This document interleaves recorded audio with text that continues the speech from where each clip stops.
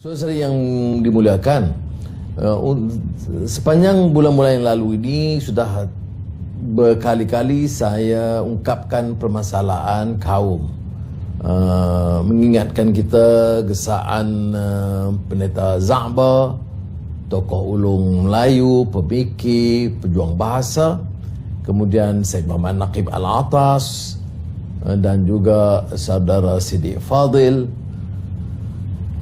Juga mengingatkan tentang gesaan Al-Quranul Karim dan juga hadis Rasulullah SAW.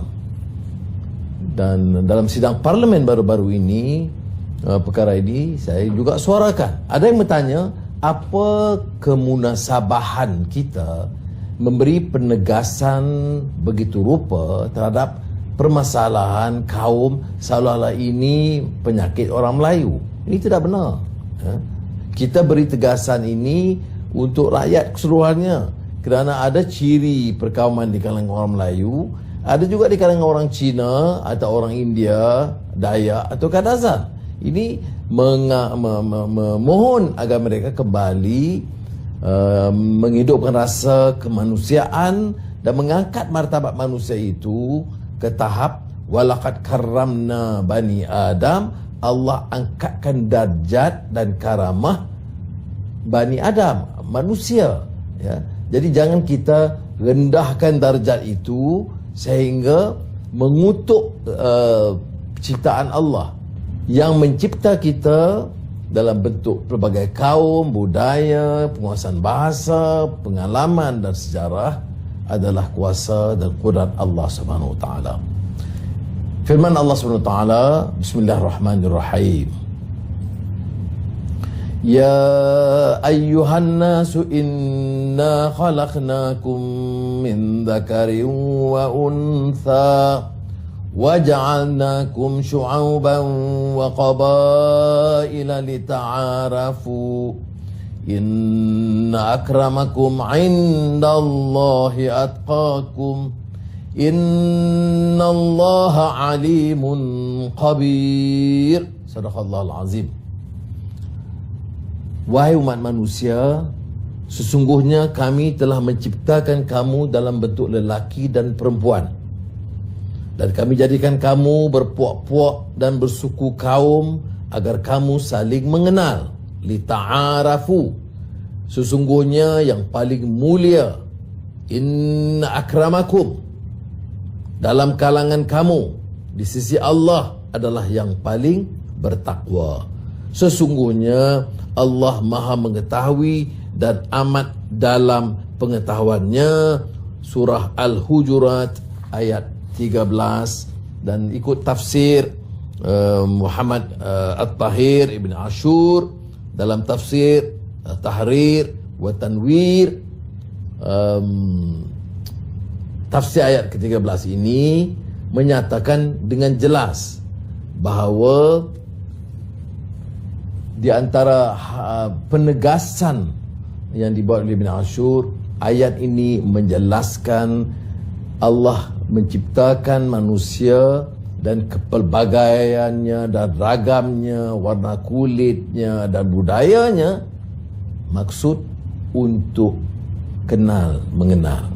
Dalam istilah Quran disebut lita'arafu, untuk lebih arif. Maknanya bukan setakat kenal, tetapi untuk memahami, ya, bahawa ini juga ciptaan Allah SWT. Tetapi yang bedakan bukan warna kulit, bukan keturunan, bukan kaum, tetapi darjat ketakwaan kepada Allah SWT. Orang itu beriman, baik, akhlak mulia, beretika, ataupun dengan sifat akal budi yang rendah dan bobrok. Itu yang mendapat penilaiannya. Jadi ini satu kegesaan kepada kemanusiaan keseluruhannya. Sebab itu ayat bermula dengan ya ayyuhan nas, peringatan kepada manusia. Jadi ada beza di antara kita yang sudah membaca, menghafal, memahami, tetapi kurang dari segi penghayatannya. Bibit perkauman itu terlalu tebal, ya.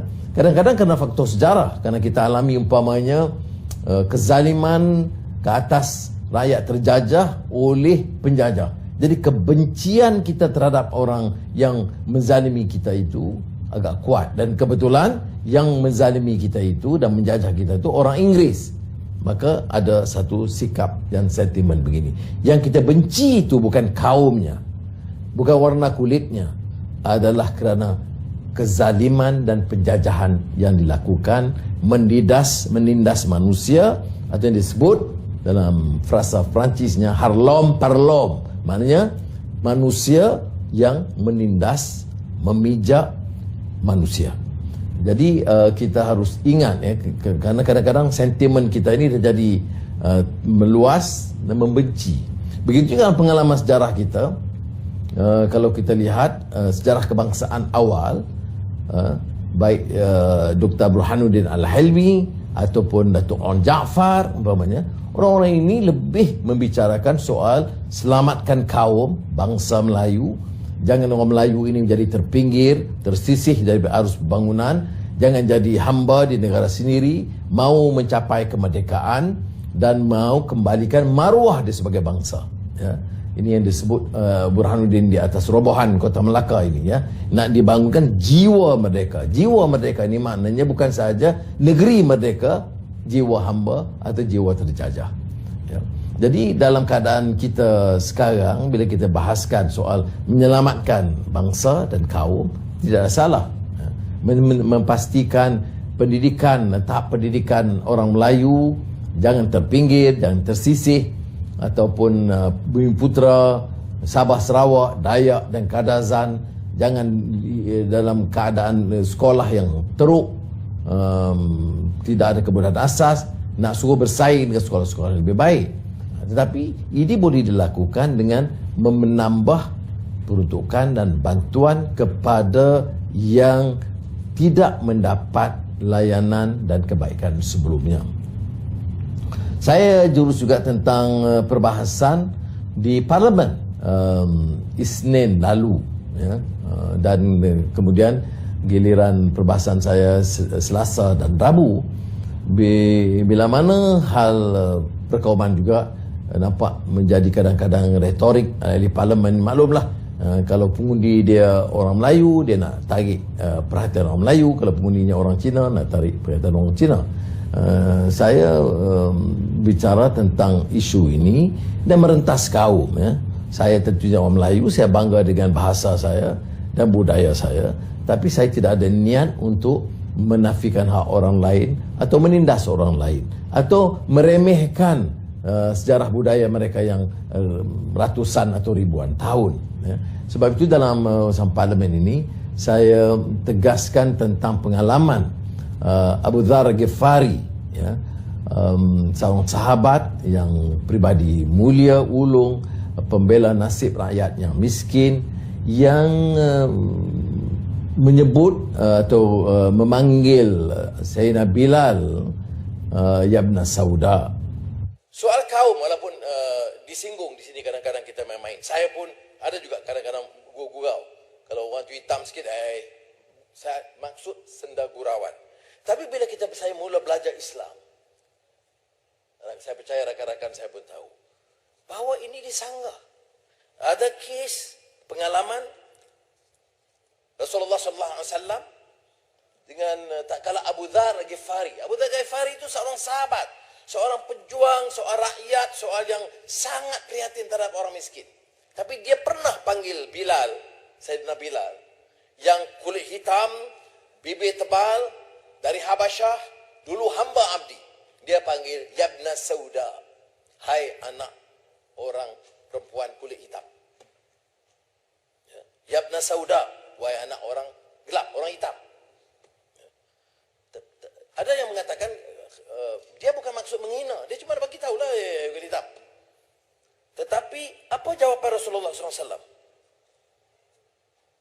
Itu jawapan sangat tegas. Sehingga saya ada pengalaman pribadi saya. Saya panggil anak saudara saya seorang Pak Hitam. Saya lepas itu tak berani lagi dah. Walaupun senda gurauan. Apatah lagi kalau maksud menghina. Rasulullah menegur, innaka umuruun fi kajahiliyah ikhwanukum khawlukum.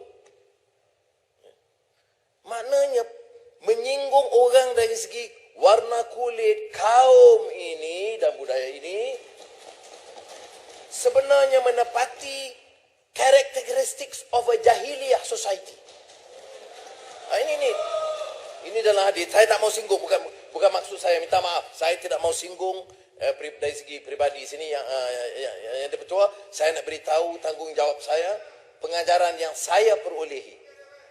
Bila di sekolah kita selalu gurau. Saya di sekolah sebelum ke Malay College tu sekolah Stowell School, High School, China, India, memang kita panggil macam-macam. Saya kadang-kadang tak faham makna dia, berpandi-gudi, kita tak tahu makna dia. Tapi kenyataan itu perkataan-perkataan menghina. Dan saya kena minta maaf. Kena ingat, ya. Maknanya sungguh kata Rasulullah kepada Abu Dzar, seorang yang sangat mulia, pribadi yang sangat baik dan pejuang yang jaga, sangat prihatin, menegur khalifah-khalifah. Kerana kalau ada rumah besar, jubah hebat, semua dia tu sangat, tapi ditegur, dalam dirimu masih ada sifat dan perangai jahiliah. Kerana menyebut tentang orang dari segi keturunannya, warna kulitnya. Apa rumusan? Ikhwanukum khawlukum. Saudara kamu itu, saudara itu, Bilal itu, saudara kamu, adik-beradik kamu juga. Ya, Bilal, hamba, abdi, yang miskin, yang bibir tebal, kulit hitam, berakhir sebagai gubernur Madinah. Itu pengajaran kita. Jangan sentuh sama sekali. Saudara-saudari, saya tegaskan di ini juga di parlimen, kadang-kadang ahli parlimen pun kadang-kadang terlupa, kadang-kadang lupa, kadang-kadang faham hadis tetapi bila bicara nampak remehkan mesej yang sangat mulia.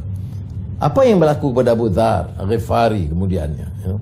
Beliau kemudiannya itu dilihat begitu terkesan dengan teguran sehingga kalau berjalan bersama hamba atau pekerjanya, jubah yang dipakai itu sama di antara jubah beliau dan jubah hamba dan pekerjanya, menunjukkan kesan peringatan untuk tidak membedakan di antara dua darjat yang berbeza.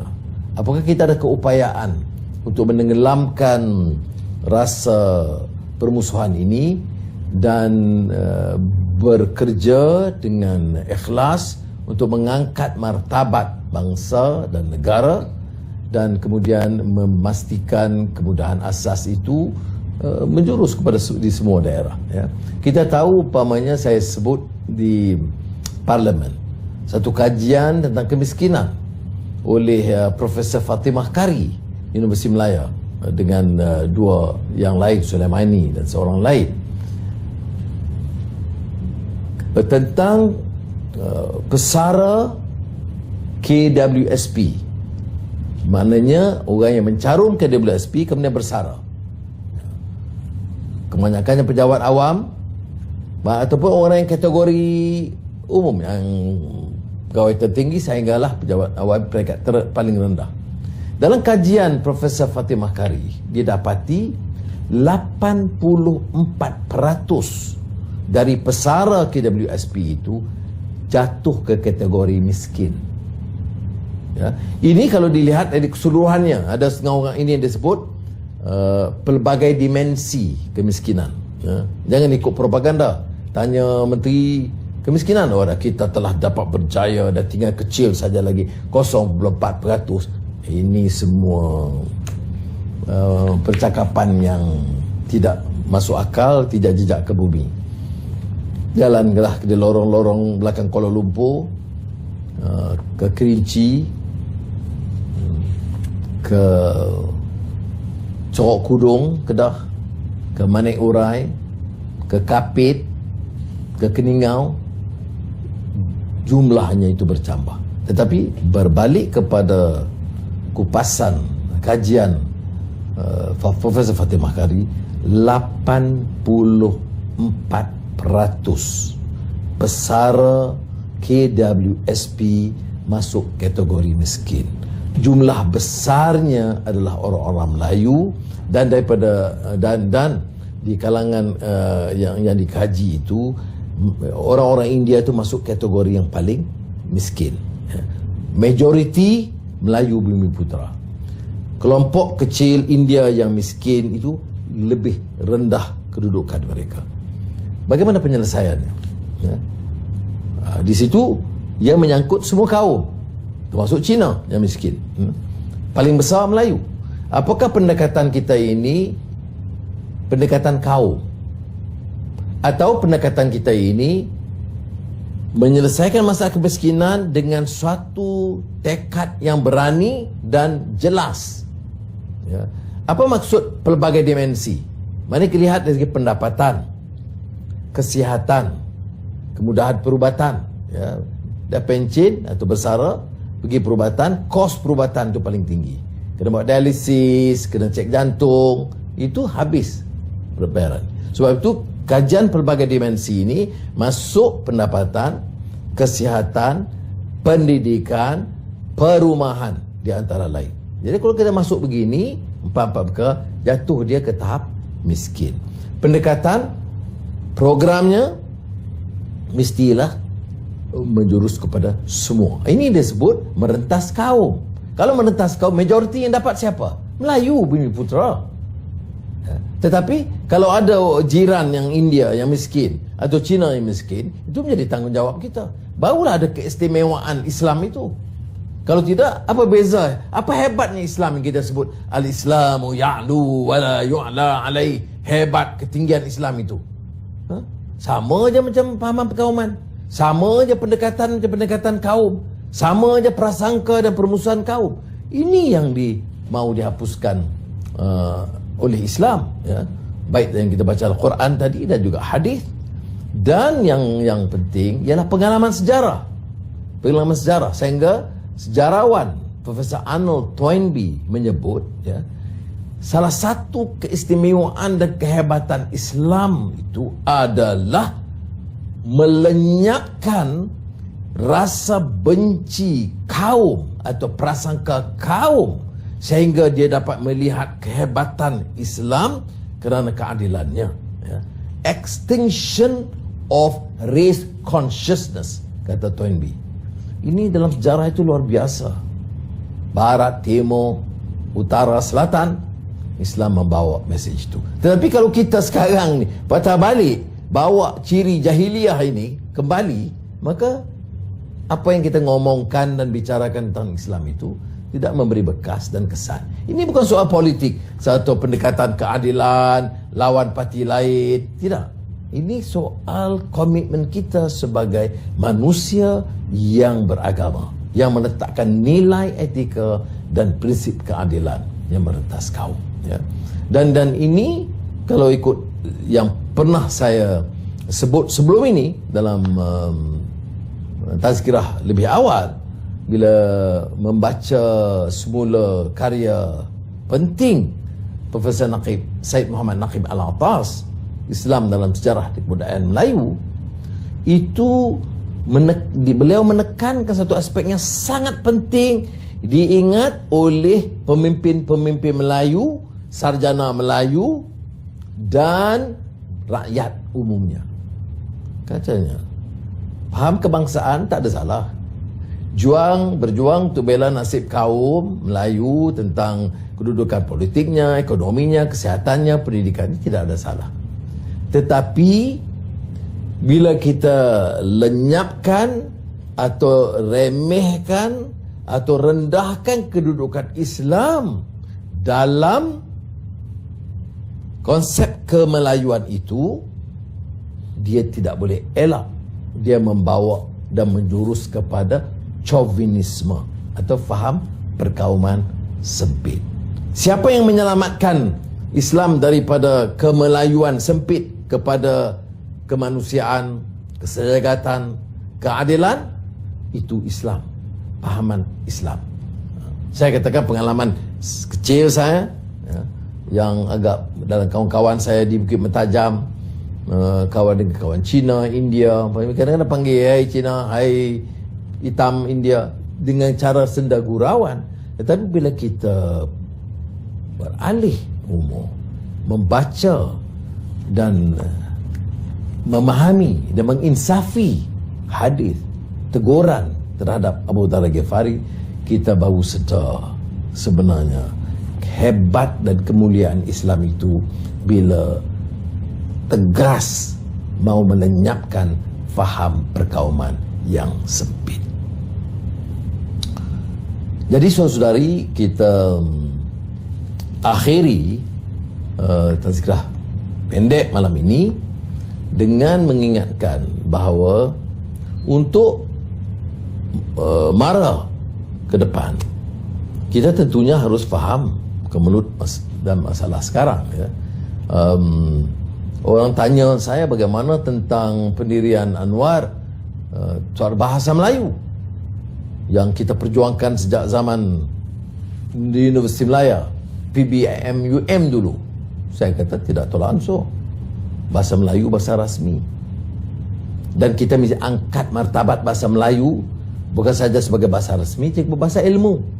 Sebab itu bila dibangkitkan soal PPSMI, itu banyaknya menentang kerana ia dengan sendirinya menganggap bahawa seolah-olah bahasa Melayu itu tidak ada keupayaan untuk dipelajari dalam bahasa untuk mempelajari sains dan matematik, ya. Tapi yang lebih daripada itu ialah usaha bukan saja sekadar Dewan Bahasa dan Pustaka, tapi universiti untuk dan juga pimpinan politik dan juga media kerajaan dan media awam untuk mengangkat mutu bahasa Melayu itu bukan saja dari segi bahasa dan sastra, tetapi juga dari segi disiplin ilmu. Apakah ini bermakna dia perkauman? Tidak. Kita mengangkat ini kerana ini prinsip perlembagaan kita. Ini disepakati oleh sebuah kaum. Ini negara Malaysia yang memartabatkan kedudukan bahasa Melayu. Sekarang ini apa yang berlaku ialah bila sebaiknya kita bercakap soal keadilan masyarakat, orang terus menuding, menghukum kita. Kita ini seolah-olah tidak lagi Melayu. Ini sebenarnya satu sanggahan yang tidak bertanggungjawab, ya. Itu soal bahasa.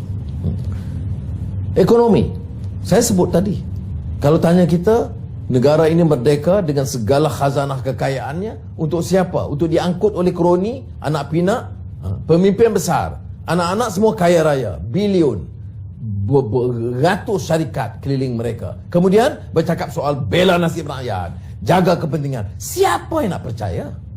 Sebab itu saya katakan, bila kita ada program dan pendekatan ekonomi, yang harus diutamakan pertama pertumbuhan ekonomi. Pelaburan mesti datang, pelancongan mesti ada, hotel dipenuhi, restoran, kerja-kerja, bina ekonomi digital, startup, ya. Tetapi kita nak beri dukungan, insentif kepada siapa? Kepada keluarga dan kroni ataupun ke rakyat terpajak. Rakyat terbanyak itu majoriti miskin. Maka program membasmi kemiskinan harus diberikan penekanan yang besar. Kemudian untuk mengurangkan jurang, ya. Ini negara merdeka lebih 60 tahun dan kemudiannya tentu dari Sabah Sarawak. Tapi jurang di antara yang maha kaya dan miskin bertambah, ya. Kita ada dasar ekonomi baru yang ditaja oleh marhum Tun Abdul Razak, Perdana Menteri.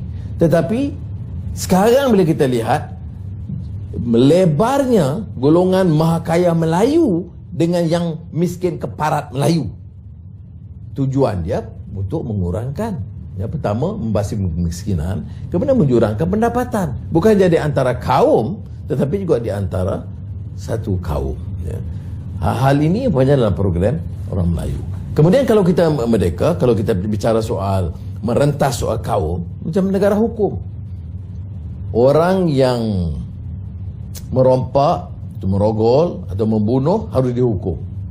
Apakah dia Melayu atau Cina atau India, negara itu mesti negara hukum. Itu yang hebatnya, ya, kerana negara hukum itu tidak kenal darjat. Ini kita bicara soal perjuangan bagi negara, tetapi kita bezakan di antara darjat.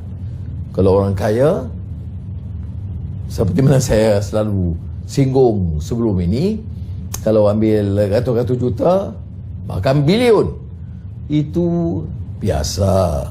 Itu kan derma dan commission. Commission itu halal. Tetapi kalau polis di bawah atau pegawai rendah ambil RM500, itu corruption. Dan corruption itu salah dan mesti dihukum. Nah, ini akhirnya yang dihukum itu yang bawah-bawah. Saya ada pengalaman, saya lihat umpamanya kalau di penjara Sungai Buloh itu, tak tahulah 80%, 90% semua kategori miskin, ya. Nah, curi, salah sebab apa ni anak muda ini umur 16 tahun. Berapa bulan di penjara? 6 bulan. Sebab curi jin. Okey, curi jin. Yang dok berkawan dengan jin besar, dok ropak besar-besar, semua terlepas. Sebab itu saya sebutkan di sini tentang keadilan dan negara hukum. Penting untuk kita bawa. Bukanlah maknanya saya suka kalau bawa Datuk Seri dan Tan Sri dan tuntut semua dalam penjara. Tidak. Bukan saya putuskan. Dia mengikut negara hukum. Bercakap, semua orang boleh bercakap, ya. Tetapi orang tengok dari segi amalnya, ya. Jadi sebab tu tindakan itu penting, ya. Dan biasa kalau kita lihat umpamanya di parlimen, kerana sedang parlimen dia jaga, dan bagus juga kerana media sosial yang boleh viralkan. Jadi kadang-kadang telatah orang-orang parlimen ini merunzingkanlah, ya. Jadi sebab itu kita mesti jaga batas etika perbahasan. Boleh keras, boleh menentang atau menyokong, tetapi tata susila dan adab dan budi pekerti itu harus dipelihara. Semoga Allah SWT memberikan kekuatan, taufik dan hidayah. Wassalamualaikum warahmatullahi wabarakatuh.